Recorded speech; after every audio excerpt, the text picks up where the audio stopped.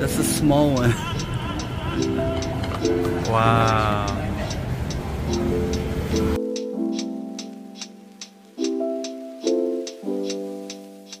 Hey everybody, this is part 2 of what I ate in Vietnam, the places that I chose to go to. All the places in this video I've shown before, but I made a return trip to all of these places.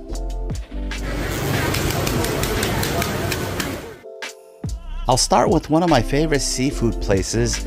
All the restaurants here are in Da Nang, Vietnam. All the names of the restaurants and details will be in the description below. This place has the best and the most incredible selection of live seafood you'll find anywhere. Prices aren't cheap. You're gonna find cheaper ones elsewhere, but the quality here is amazing. Some of the big lobsters and the king crab can be very expensive. A small king crab can be about $150, medium ones about $250 to $350, and you can get a giant one upwards around $700 to $800. This footage is from my first trip, when I got some big ones. Later I found out that it was too much food for 1 to 2 people. So on my second visit, I decided to get some things a little bit smaller and cheaper. But I had a great time trying to finish it all. And even though the Alaskan king crab fishing season has been canceled, they still have king crab. I don't know if they get it from elsewhere or they just had a big stock, but they still have king crab available.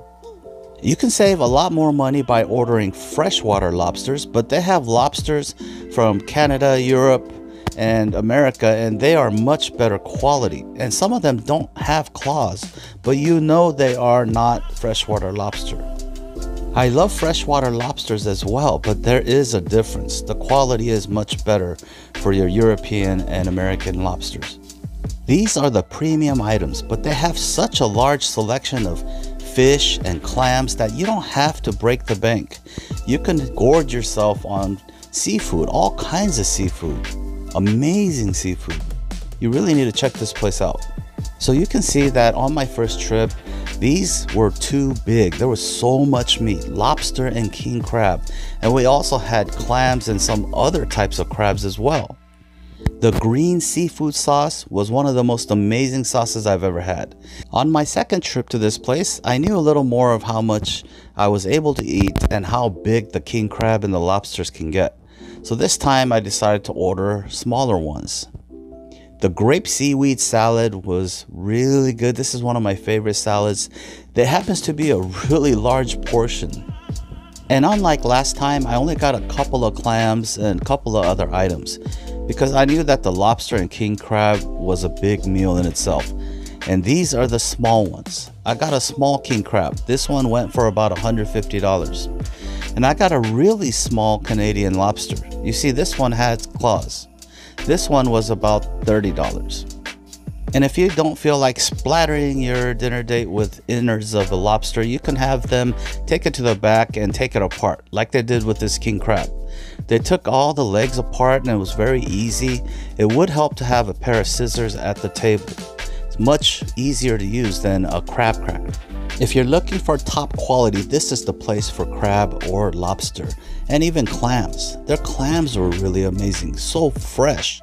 And they have a million kinds of clams and shellfish, just about anything you can think of. On my first trip, I did order more clams and some other items, even a different type of crab. But if you're looking for the premium items, the king crab and the lobster, this is the best place to get it. Quality wise, you might find cheaper ones elsewhere, but it won't be as good.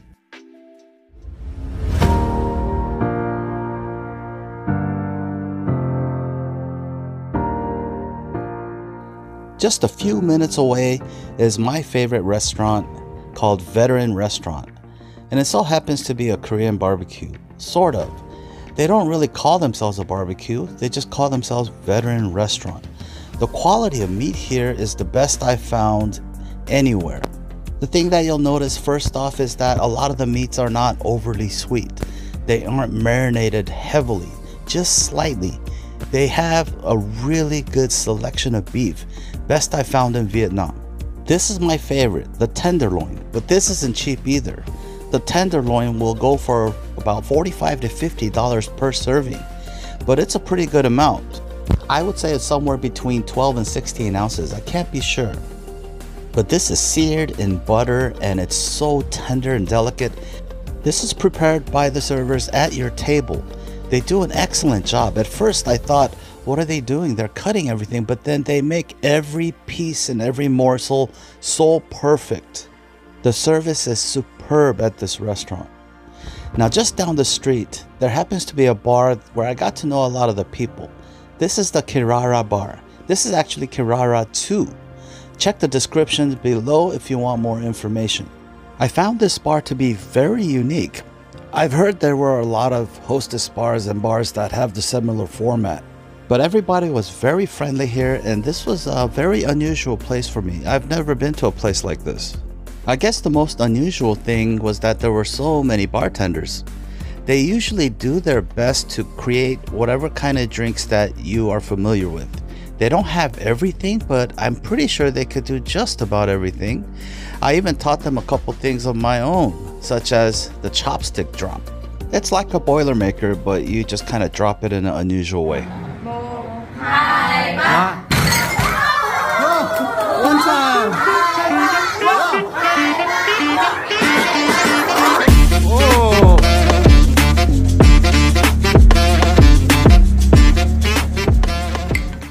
This place has more than just drinks. They have all kinds of foods and snacks, and they have some pretty impressive karaoke rooms.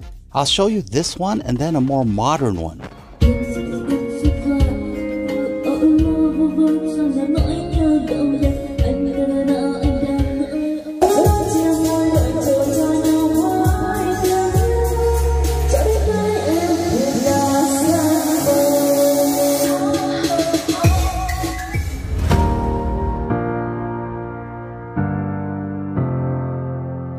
You can see how impressive these modern karaokes are. You can play anything from YouTube, and they have some really impressive food and snacks. And the most impressive thing was the price. Now, although this is modern, I still think the vibe at Kirara is unparalleled. But whether you go to Kirara's type of a karaoke room or the modern ones, they were all extremely impressive. I think it's worth checking out. It's a lot of fun and it's cheap. So I did take the staff from Kirara out to eat one time, bought them dinner at Veteran Restaurant. Of course, the giant stone grills here provide a perfect sear on the meats. They give you an ample amount of vegetables. You don't really need to order a salad. They're used for wrapping or just to be eaten on the side, but you get plenty of vegetables. I've already talked about how the tenderloin was my favorite, but that's kind of pricey. There are other cuts of meat that are much cheaper. You can have a much cheaper meal, however, this isn't exactly the most cheapest place in Vietnam. Especially if you're comparing Vietnamese cuisine, which can be a lot more reasonable when it comes to the price. But if you want to show somebody an unforgettable experience, Veteran Barbecue is perfect. I did order the tenderloin. I couldn't resist. You have got to try that tenderloin. They start off by prepping the stone with some kind of a fat, beef fat, and they all have handheld thermometers, and they prep the stone to the perfect temperature. And whether you have a large group or not, they are able to take care of you. Everything is prepared tableside perfectly. I love how they put the sear on with the melted butter. And they do cut it, but they do prep each piece, and each piece has that buttery sear on it, and tender and moist inside, extremely juicy. I could just eat this plain the whole meal. However, the vegetables do add a nice contrast. They also have shrimp and seafood, and their side dishes are extremely impressive as well. But don't forget to try the local cuisine. One of my most favorites is the bun ryu, or the pho, and then the different kinds of noodle soups. Extremely soothing broth, exactly what you need after a late night. You might get lucky and find a good place, but if you know some locals, ask them where to go. This place was addictingly good. Very impressed with the noodles. Perfect texture, bright vegetables, and the broth. Most importantly, the broth. Extremely soothing, extremely addicting.